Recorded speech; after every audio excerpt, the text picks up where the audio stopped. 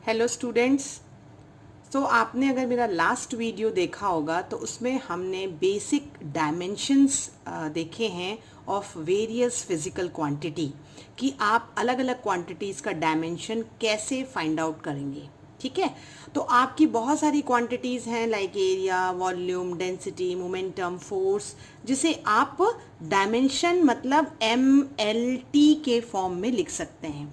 11th के बच्चों को इस चैप्टर से ज़्यादातर आता है कि right the dimension formula for the physical quantities या फिर डायमेंशन के एप्लीकेशन आते हैं। This is very important. Application जो डायमेंशन के हैं वो 3 तरीके के एप्लीकेशन हैं। इसके लिए सबसे पहले आपको ये जो डायमेंशन का चार्ट है that you have to by heart. अगर आप ये चार्ट अपनी कॉपी में बना लेते हैं और इसे बाय हार्ट करते हैं, मैक्सिमम फिजिकल क्वांटिटी फिर आप डिराइव करना सीख लेते हैं। लेकिन अगर आप इस चार्ट को बना करके अपनी कॉपी में याद करते हैं तो it will help you a lot while using it in the application. आप एप्लीकेशन में डायरेक्टली इसे यूज कर सकते हैं, क्योंकि डायमेंशन चैप्टर में हम 3 एप्लीकेशन करेंगे। पहला एप्लीकेशन आपको बताएगा कि how to check the correctness of equation.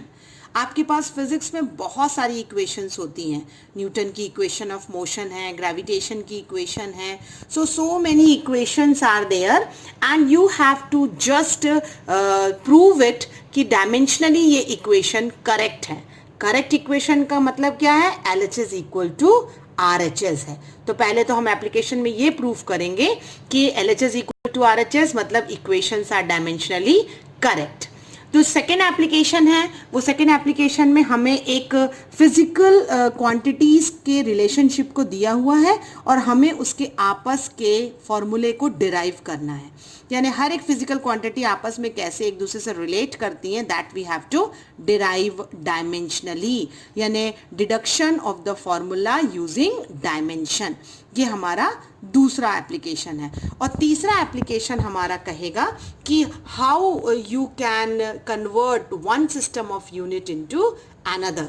एक सिस्टम ऑफ यूनिट को दूसरे सिस्टम में कैसे कन्वर्ट करते हैं, यानी SI को CGS में या CGS को SI में हम कैसे कन्वर्ट करते हैं। So let's see our first application. Application क्या है? How to check the correctness of equation. Dimensionally हमें इक्वेशन को बताना है कि LHS इक्वल टू RHS। तो इस चैप्टर में आपको बहुत इंपॉर्टेंट पहली चीज़ ध्यान में रखनी है कि वो जो टेबल और चार्ट है उसे आप बनाइए, याद करिए और उसमें नोटेशंस भी आपको याद करने हैं। जैसे फॉर एग्जांपल मैं आपको पहले एक एग्जांपल लेके चल रही हूँ, like lambda is equal to H/mv।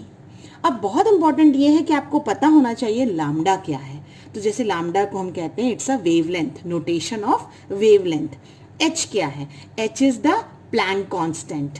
M क्या है? मास। एंड V क्या है? वेलोसिटी। कई बार आपके क्वेश्चन में इनके नोटेशन नहीं दिए होंगे, आपको लिखा रहेगा कि the terms are having usual meaning, तो उस केस में ये आपको पता होना चाहिए। तो हम 11th में जो एंड तक सारे नोटेशन पढ़ेंगे उसके बारे में हम जान इसी चैप्टर में लेते हैं। तो लैम्डा हमने क्या बताया? वेवलेंथ है। तो LHS जो है हमारा वो सिर्फ लैम्डा है। लैम्डा को हम क्या कह रहे हैं? वेवलेंथ कह रहे हैं, और wavelength is measured in the centimetre या मीटर। इसका मतलब it is having the dimension M0 L T0। तो सबसे पहले मुझे LHS का डायमेंशन मिल गया M0 L T0। अब मुझे RHS का डायमेंशन देखना है। RHS क्या है मेरा? H/mv। तो आपसे मैंने कहा आप उस चार्ट को बनाइए और उस चार्ट में आपको याद करने हैं सबके डायमेंशन। तो H जो है वो प्लैंक कांस्टेंट है। प्लैंक कांस्टेंट का डायमेंशन आपको याद होना चाहिए, इट्स ml² T-1। तो मैंने H का वो लिखा है डायमेंशन फॉर्मूला, नीचे मास का मतलब सिर्फ M हुआ और वेलोसिटी का मतलब होता है LT-1। तो ये सारे डायमेंशंस हमें याद हैं। अब आप क्या कर सकते हैं? T-1 आपका यहाँ कैंसिल हो गया, M और M कैंसिल हो गया, ऊपर L² है, नीचे L है, तो एक L भी हम कैंसिल कर सकते हैं। तो हमें RHS किसके बराबर मिला? M0 हो गया है हमारा, L and T 0।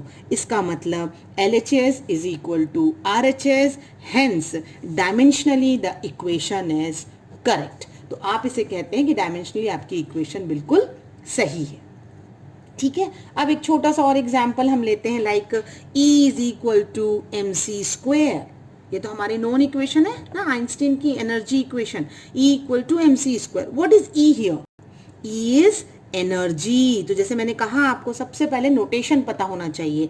E जो है हमारी एनर्जी है, तो एनर्जी का डायमेंशन हमारा LHS बनेगा, और आपको वो अगेन याद होना चाहिए, it is nothing but ml square t minus 2। ये एनर्जी का आपका डायमेंशन है ना। अब आपका RHS क्या है? RHS है आपका mc square. m is nothing but mass, यानी आप m लिख सकते हैं। c का मतलब वेलोसिटी ऑफ लाइट, तो वेलोसिटी का मतलब वेलोसिटी ही होता है। जैसे अभी मैंने आपको यहाँ v वेलोसिटी का डायमेंशन बताया था ना, it is nothing but lt minus 1, वैसे ही आपने यहाँ भी कर दिया lt minus 1, but it is square.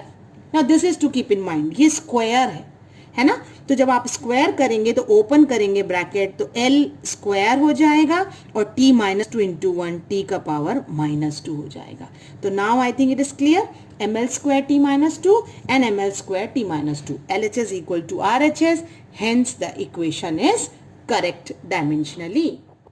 Example देखेंगे कि velocity is under root p by rho. देखिए ये रो है, रो का मतलब आप थोड़ा सा p को ऐसा रोटेटेड बना सकते हैं, और ये p है, p इज फॉर प्रेशर। तो v आपकी वेलोसिटी ऑफ द साउंड है, p जो आपने न्यूमरेटर में लिखा है वो प्रेशर है, एंड रो डेंसिटी है।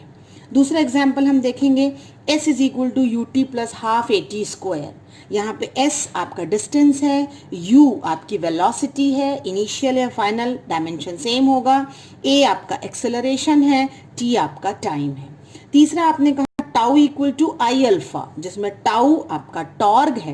टॉर्ग रोटेशनल मोशन में आप पढ़ेंगे, it is a moment of force जो टर्निंग और ट्विस्टिंग इफेक्ट देता है। तो मैंने आपसे पहले ही कहा, आप बहुत से ऐसे नए टर्म इस चैप्टर में सिर्फ पढ़ते हैं, उसके नोटेशंस को याद करते हैं, लेटर ऑन आप आगे जैसे जैसे 11th का पोर्शन पढ़ेंगे आपको इसकी डिटेल स्टडी करनी पड़ेगी। तो टाउ आपका टॉर्ग है, यानी टर्निंग या ट्विस्टिंग इफेक्ट। आई आपका मोमेंट ऑफ इनर्शिया, जैसे मैंने टाउ कहा ना, मोमेंट ऑफ फोर्स, यानी फोर्स के इफेक्ट को मेजर करता है, वैसे ही आई आपका मोमेंट ऑफ इनर्शिया है, इनर्शिया के इफेक्ट को मेजर करेगा। और अल्फा आपका एंगुलर एक्सेलरेशन है। देखिए एक्सेलरेशन जो है वो एंगुलर हो ये सिंपल एक्सेलरेशन हो, आपका जो नॉर्मल एक्सेलरेशन होता है वो अलग होता है, बट जो एंगुलर एक्सेलरेशन है वहां पे आपका डेफिनेशन अलग होगा, क्योंकि यहाँ एंगल इसके साथ यूज हुआ है। तो एंगुलर एक्सेलरेशन जो होता है वो एंगल अपॉन टाइम का स्क्वायर होगा। So later on I will explain you जब मैं इस एग्जाम्पल पे आऊंगी। तो सबसे पहले हम करते हैं v is equal to under root P by rho. देखिए अंडर रूट का इफेक्ट यहाँ पे बहुत इंपॉर्टेंट है, क्योंकि आप अंडर रूट का मतलब होता है पावर में, तो जब भी डायमेंशंस में कोई चीज मल्टीप्लाई हो या डिवाइड हो तो उसका इफेक्ट मास, लेंथ और टाइम पर होता है। हाँ, लेकिन अगर क्वांटिटी ऐड हो रही है या सब्सट्रैक्ट हो रही है तो पावर पे कोई इफेक्ट नहीं होगा। तो पहले मैं LHS देख लेती हूँ। LHS में तो हमारा सिंपल वेलोसिटी है, वेलोसिटी का क्या होता है m0 lt माइनस 1। जैसे मैंने पहले ही कहा, अब आपको चीजें बाय हार्ट होना चाहिए, सारे डायमेंशन। RHS की बात कहूं तो RHS क्या होगा, अंडर रूट का मतलब होता है हाफ, इजंट इट। P जो है हमने प्रेशर कहा है, तो प्रेशर फोर्स अपॉन एरिया से भी आप निकाल सकते हैं अगर आपको याद नहीं है तो, और नहीं तो फिर आप डायरेक्ट उसका डायमेंशनल फॉर्मूला याद करिए। This is m l minus 1 t minus 2, ये प्रेशर का आपका डायमेंशनल फॉर्मूला है। Whole divided by density, density मैंने आपको लास्ट वीडियो में बताया है कि कैसे फाइंड आउट करते हैं, इट इज ml माइनस 3। अब यहाँ पे हम पहले ब्रैकेट के अंदर के टर्म को सॉल्व करें तो m और m हमारा कैंसिल हो सकता है, करेक्ट। और यहाँ पे हम -3 को अगर ऊपर लेके जाते हैं, क्योंकि ये डिनोमिनेटर में है, तो ये क्या हो जाएगा, l का पावर जो है वो आपका हो जाएगा +2, इजंट इट। ये -1 है, ये ऊपर जाके माइनस माइनस +2 हो जाएगा, तो -1 + 2 is what, 2, -1 + 3, sorry it is 3 ना, तो -1 + 3 इज 2। तो आपका डायमेंशन हो जाएगा L का पावर होगा -1 माइनस ऑफ -3, और साथ में T का पावर तो ऑलरेडी -2 है, इजंट इट। तो सिर्फ मैंने उसको लिख दिया न्यूमरेटर में ले जाके, और सबका होल इज हाफ। ये +2 हो गया, तो आप ये हो जाएगा आपका l का पावर 2 t का पावर -2 होल का पावर हाफ। हाफ का मतलब है हाफ इसके साथ भी मल्टीप्लाई है, इसके साथ भी मतलब अंडर रूट के बाहर आएगा, और बाहर आएगा तो बन जाएगा LT-1। तो देखिए हमारा क्या था LHS, LT-1 था ना, M0 था, यहाँ पे भी LT-1 है, M0 है, यानी LHS is equal to RHS, hence the equation is consistent और you can say dimensionally correct. अब जो हमारा नेक्स्ट एग्जाम्पल था वो है S equal to UT plus half AT square. हमारे पास LHS में है distance, S is nothing but distance, तो डिस्टेंस का तो M0 होगा, LT0, ये LHS हुआ हमारा, सिर्फ डिस्टेंस है।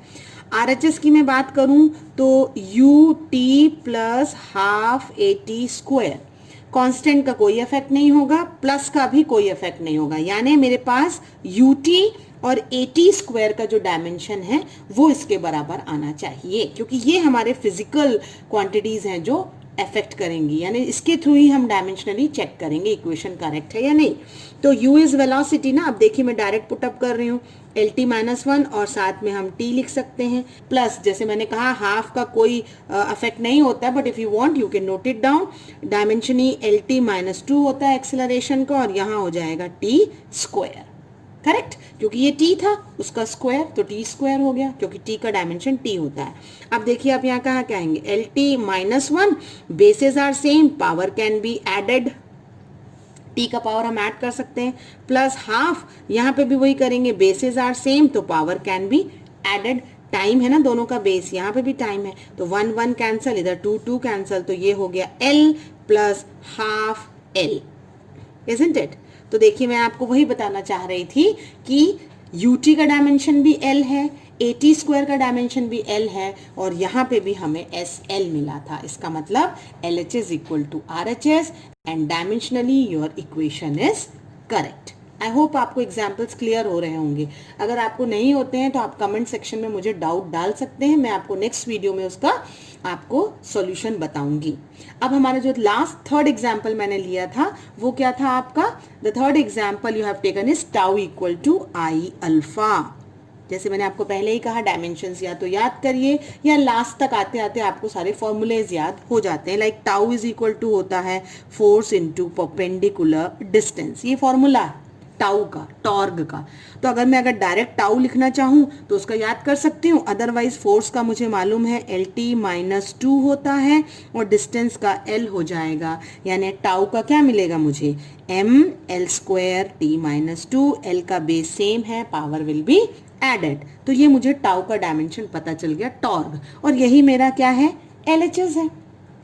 अब मैंने कहा it is equal to RHS I alpha, तो जो I होता है वो होता है मोमेंट ऑफ इनर्शिया, जिसका फॉर्मूला हम कहते हैं, ये RHS है हमारा, ठीक है, I कहते हैं हम mass into the distance square, ये फॉर्मूला है आपका I का, तो मास का होगा m, डिस्टेंस स्क्वायर का L स्क्वायर, तो ये मुझे I मिल गया। अगर मैं अल्फा का फॉर्मूला आपको बोलूं तो जैसे मैंने अभी आपको शुरू में ही बताया था, it is angle upon time square, okay, तो एंगल का तो कोई डायमेंशन नहीं होता है, और टाइम स्क्वायर को अगर मैं ऊपर ले जाऊं तो अल्फा का क्या होगा T-2।